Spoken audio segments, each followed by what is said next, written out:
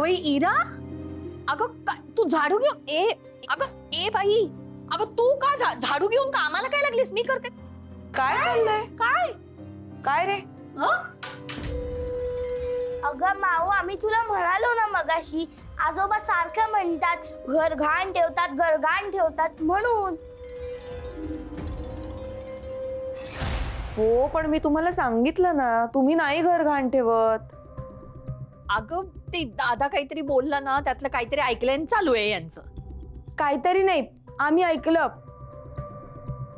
आजोबा तुम्हाला हेच सांगत होते की ही मुलं घर घाण ठेवतात, घर घाण ठेवतात, म्हणून आता आम्ही घराची साफसफाई करतोय. मामा मामी घरात असताना बाबा तुम्हाला का बोलले असतील? आत्या तुम्ही ऐकलंय का असं सांगताना? नाही ग, हे पोरांचंच काहीतरी चाललंय. आणि तुम्ही का घर घाण ठेवाल? ठेवलं तर त्या राधाताई ठेवतील, त्या नाही करत स्वच्छ. आपण त्यांना सांगू. झेंबाडी, चुप बस ना. एक मिनिट, घर घाण नाही, घाण ठेवायचं असं वगैरे बोलले असतील का बाबा? हा, असंच काहीतरी म्हणाले. कदाचित 50 लाख उभे करण्यासाठी घर गहाण ठेवायचा तर विचार करत नसतील बाबा.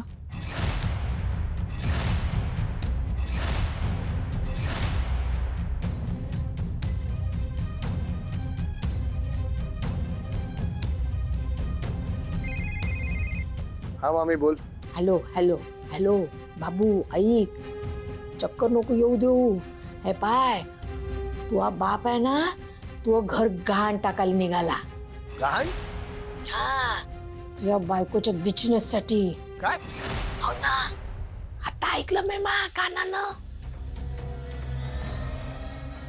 बाबू, हा ना, ठेव ना ते. काही सिरियसनेसच नाही. निलिमा आत्या, मला प्लीज खरं सांगा, घर गहाण ठेवण्याबद्दल बाबा काही बोलले होते का तुमच्याशी?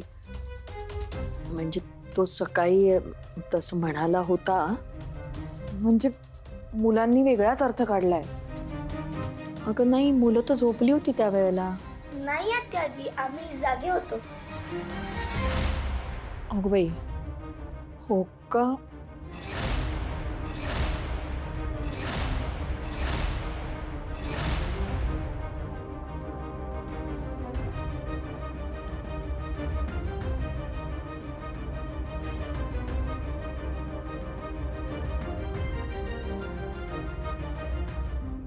काय जर तुम्ही असं बघताय का माझ्याकडे? मी तुम्हाला विचारू शकते की तुम्ही आता कुठे गेला होतात? मी हा हा ते तू विचारू शकतेस ना, त्यात काय मोठंस. मी गेलो होतो ते बँकेत. कशाला? कशाला म्हणजे काय? काम असतात मला तिकडे. हो, पण म्हणजे आत्ता काय काम होतं? अगं खूप कामं असतात तिकडे. आपल्या घरासंबंधी होतं का काही? हा, सगळ्या म्हणजे घरासंबंधीच असतात ना. घर हे महत्वाचं असतं. मग घर गहाण का ठेवताय?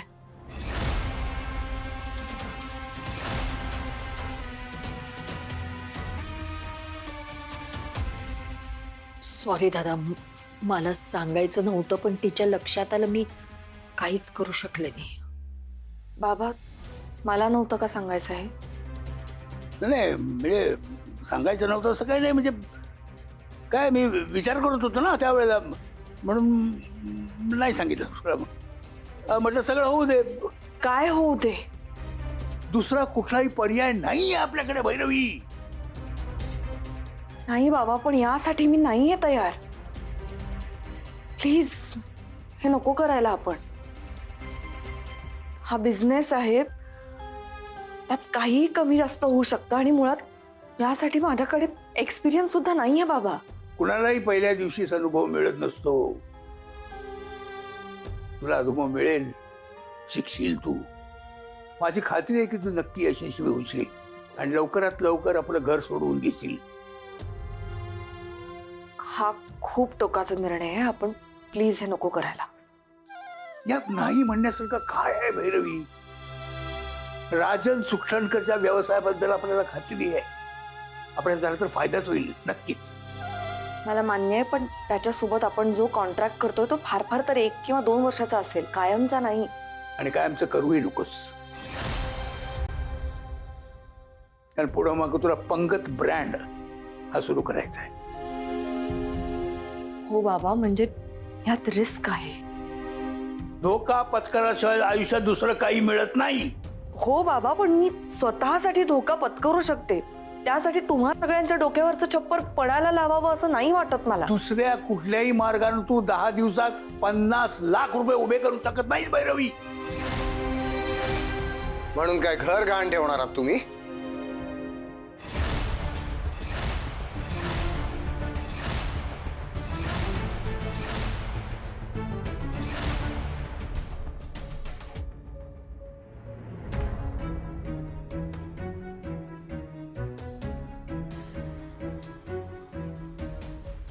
बातमी पोचली वाटतं तुझ्यापर्यंत.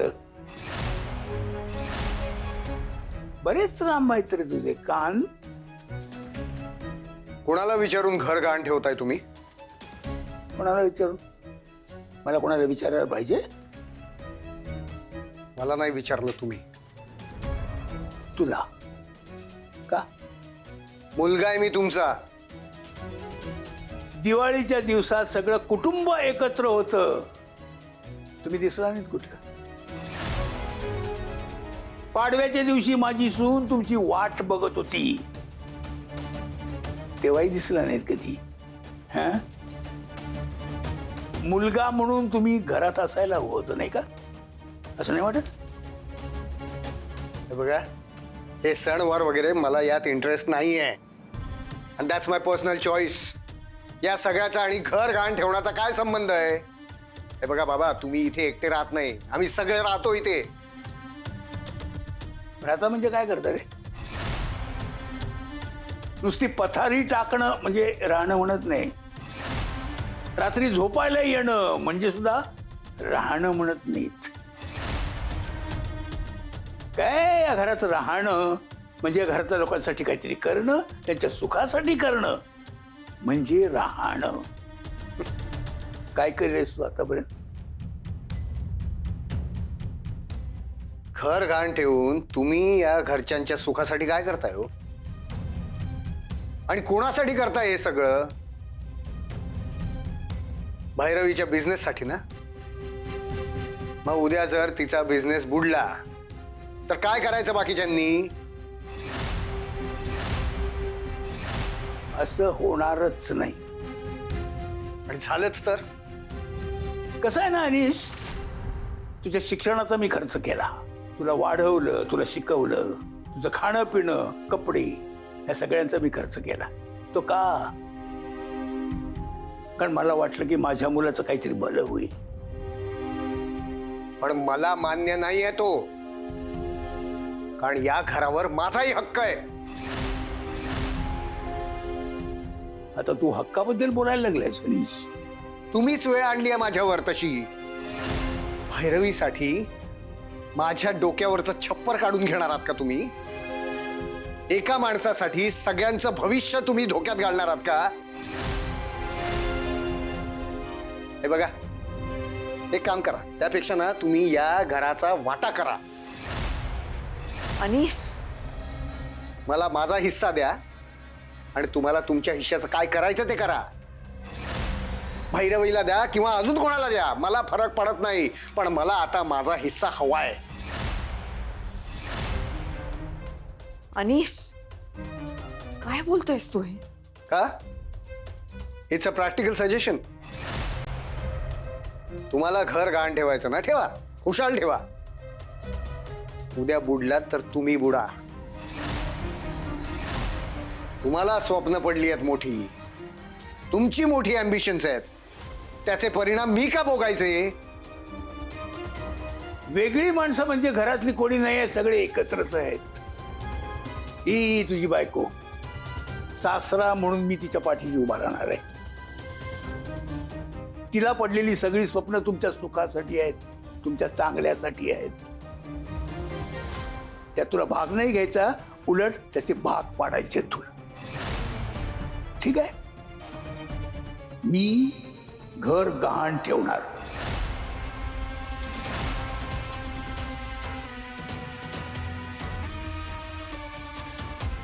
मी तुला वचन देतो अनिश, मी माझ्या सुनेसाठी 50 लाख रुपये उभे करणार.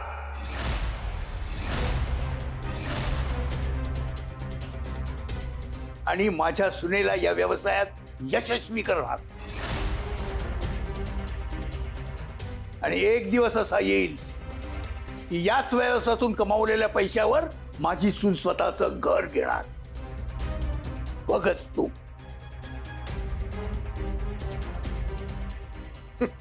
बघू ना, पुढचं पुढे बघू.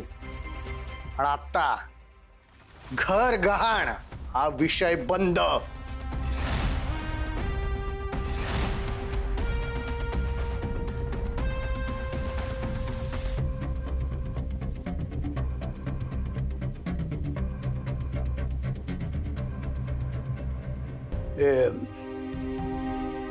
ही ऑफर ऍक्सेप्ट करायला किती दिवस राहिले? 10 दिवस. 10 दिवस.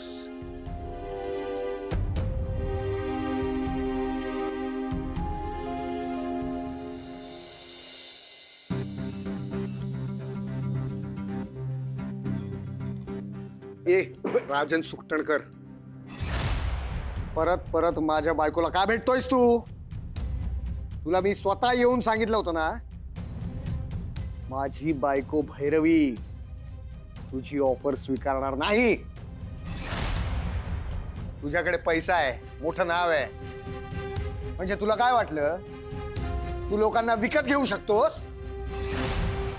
माझ्या सोसायटीच्या आजूबाजूला जरी दिसलास ना, वाट लावीन तुझी. माझ्या बायकोला भेटायचं नाही, तिला कॉन्टॅक्ट करायचा नाही.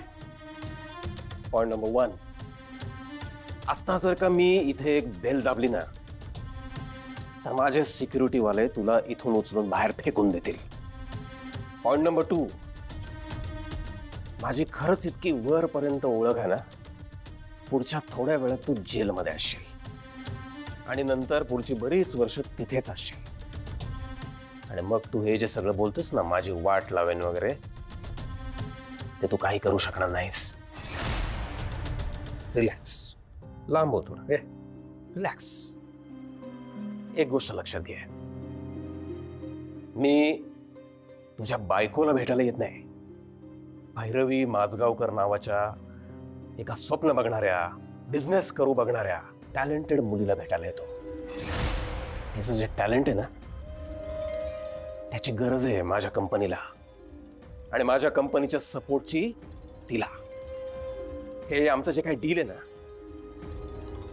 ते तुला नाही समजणार. तू तुझ्या सोसायटीमध्ये खाली बोर्डवर जे लिहून ठेवलं होतंस ना, बरोबर आहे, मी गाढव आहे, करेक्ट आहेस तू. आमच्यात जो काही बिझनेस होतोय ना, तो समजून घ्यायची कुवत नाही तुझी. तू काही केलंस तरी मला नाही अडवू शकत, आणि तुझ्या बायकोला अडवायचा प्रयत्न नको करूस. Get out. ए शेवटचं सांगतो आहे तुला, माझ्या बायकोला भेटायचं नाही. Shut up! माझ्या ऑफिस मध्ये उभं राहून माझ्याशी असं बोलायचं नाही. भैरवीचा नवरा आहेस तू, म्हणून नशीब चांगलंय तुझं. हे तुमच्या कुटुंबातले प्रॉब्लेम्स आहेत ना, ते घरी सोडवायचे, इथं घेऊन यायचं नाही माझ्या ऑफिसमध्ये. आणि तुमच्या सोसायटीच्या आसपास मी दिसायचं की नाही हा प्रश्न पुढचा आहे. माझ्या ऑफिसच्या आसपास तू दिसलास ना परत, तर मी तुला कुठे पोहोचवेन तुला कळणार पण नाही. निघ. निघ.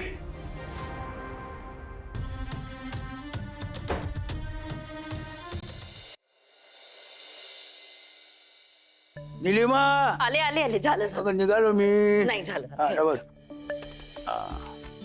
ओ केशव भाऊ, हा ही गाडी पुन्हा एकदा साफ करायला घ्या.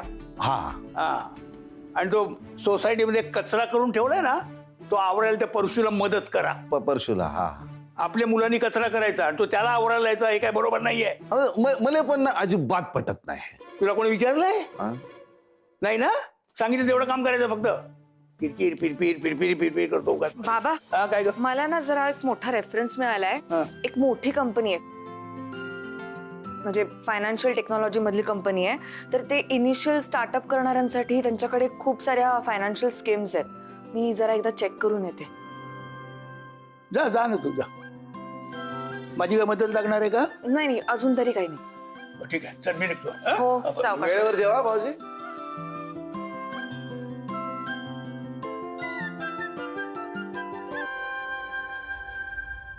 अरे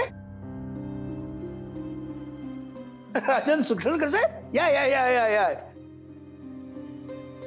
या या ना या ना. चहा घेणार का? चहा घेणार? नाही नाही नको प्लीज. मी थोड्या वेगळ्या कारणासाठी आलोय. चहा वगैरे नको मला. तुमची फक्त 2 मिनिटं हवीत.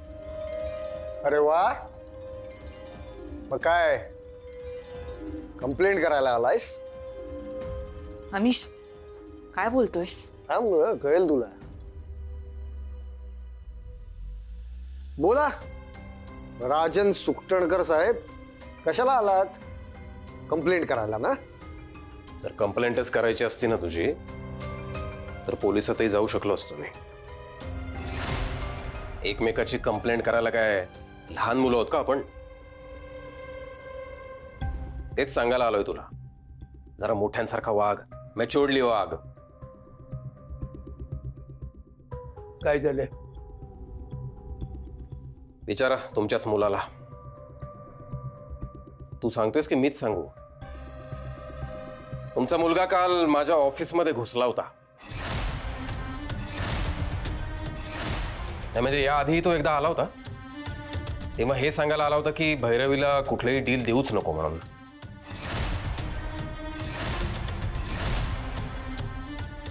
पण काल काहीतरी वेगळाच आवेश होता साहेबांचा. येऊन माझी कॉलर धरली, धमकी दिली मला, तुझी वाट लावेन वगैरे. आमच्या सोसायटीच्या जवळपास दिसायचं नाही, माझ्या बायकोला भेटायचं नाही, नाहीतर तुझं काही खरं नाही, असं सगळं बोलला.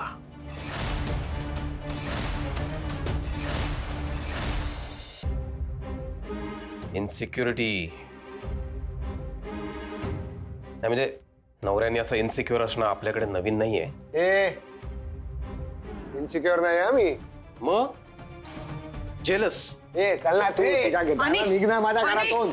अनिश, इनफ.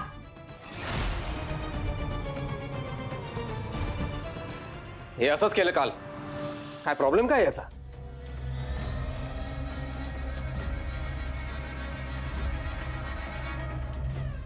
मी तुम्हाला एवढंच सांगायला हवंय की तुमचा जो काही डिसिजन असेल तो लवकर घ्या. काय परत मधल्या वेळामध्ये हा असं काहीतरी करेल आणि मग मला ऍक्शन घ्यावीच लागेल. उगाच सगळ्यामध्ये कडवटपणा येईल. त्यामुळे जे काही तुमचं असेल ते मला सांगा, लवकर सांगा प्लीज. राजन साहेब, हे जे काय घडले ना त्याबद्दल मी तुमची माफी मागतो. नाही नाही सर, तुम्ही का माफी मागताय? हे बघा, मी तुमचा रिस्पेक्ट करतो, रादर तुमच्या सगळ्या कुटुंबाचा, आणि म्हणून मी इथे घरापर्यंत आलोय. नाहीतर मी बाहेरच्या बाहेरच काय ती ऍक्शन घेतली असती या सगळ्यावर. हा अनिश माझ्या भावी बिझनेस पार्टनरचा, भैरवीचा नवरा आहे, त्यामुळे मी रिस्पेक्ट ठेवलाय त्याचा. नाहीतर मी त्याचा बंदोबस्त करू शकतो. अवघड नाही माझ्यासाठी. तुमचा जर होकार असेल तर आपल्याला एकत्र बिझनेस करण्यापासून कोणीही थांबवू शकत नाही, माझी गॅरंटी. हा, आणि जर तुमचा नकार असेल तर मात्र मग ह्याचा जो काही बंदोबस्त करायचा आहे तो करण्यासाठी मी मोकळा.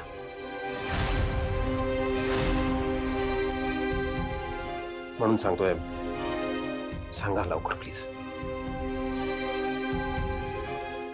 हे बघ भैरवी, आय रिक्वेस्ट यू, तुझं जे काही म्हणणं असेल ते लवकर सांग मला. आणि हो, तुझा डिसिजन डायरेक्टली मला येऊन सांग. बी फास्ट, वेळ कमी आहे. येतो.